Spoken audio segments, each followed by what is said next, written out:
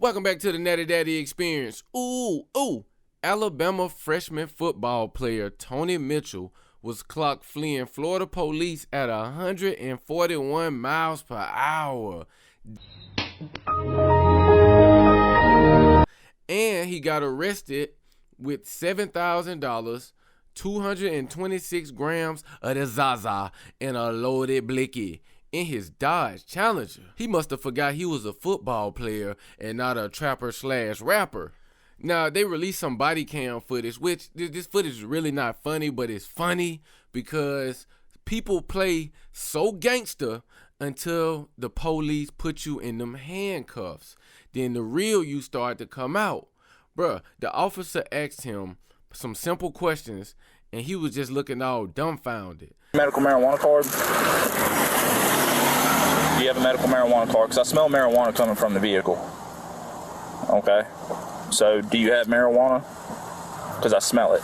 Come on, man. Deputies initially tried to stop him when he was caught doing 78 miles per hour in a 55 mile per hour zone. But when the officers hit their sirens, the freshman defensive back sped up to 141 miles per hour. Now, he not alone. He got a passenger on the side of him, who has all the weed on him. So I'm thinking like, bruh, if you doing 141 miles, you could have opened that bag of weed and poured it out. One, is nighttime, and they not gonna be able to find all of that. You dummies drove off that fast for nothing. You could have at least tried to hide the evidence. You didn't hide the evidence.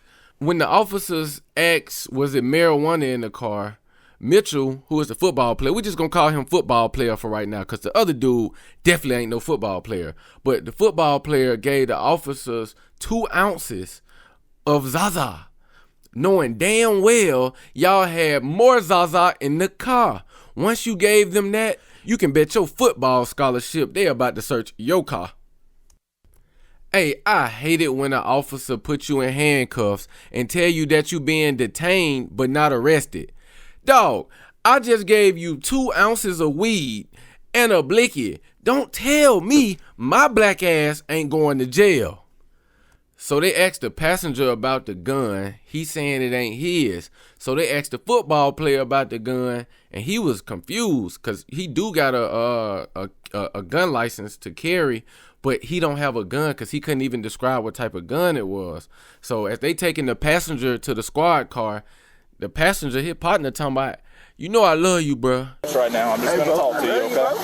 Hey, it's going to be okay. Listen, I love you, bro. You're just detained, okay? Just put him back. That's when you know he not about to take that charge. Because if you really love me and you know what I got at stake in the career that I got ahead of me, you would have took all the charges from the jump, but you didn't. So once they put the football player in the squad car, oh, the 2-year-old boy came out of Mr. Mitchell. I didn't have none of that stuff on me, sir. You think that other boy's actually gonna step up and say what's his? He knows it's his. Yeah, I know that's his gun too. I could tell because you didn't know what it was. The look on his face when you said gun told me you didn't know there was a gun in that car. And I wanted to feel bad for him, but I really couldn't because I know before y'all got pulled over, y'all was listening to some NBA YoungBoy. Y'all was thugging and drugging till them police lights came on. Then you got scared. When the police said something about calling the football player dad, oh, man, he broke down even more. I heard you tell your buddy earlier that you couldn't call you daddy. All right, listen, I'm a daddy too. I'm going to tell you can call him. He might be mad at you, but you can call him. Do this, sir. Like, that is fun. He must have had an ass-whooping flashback. His homie was on a different type of time, though, because the officers asking him stuff, he denying everything. The gun not his, the weed not his. So, like, you really putting your supposed to be friend in a bad situation knowing what he got going on. But maybe this not your real friend. Maybe he actually jealous of you and all what you got going on. So when y'all get these opportunities, man, y'all got to look at it and appreciate and be grateful and start hanging around people that's doing better than you. How you get a scholarship to play for a team like Alabama, but you want to hang with somebody who want to be in the streets? it don't mix. Y'all get in the comments and drop y'all 2 cents. Let me know what y'all think about this situation. And if anybody got some words for this young man, let him know what he should and shouldn't be doing with the opportunity that he got. But I hope he already realized that once, you know, he got suspended and everything.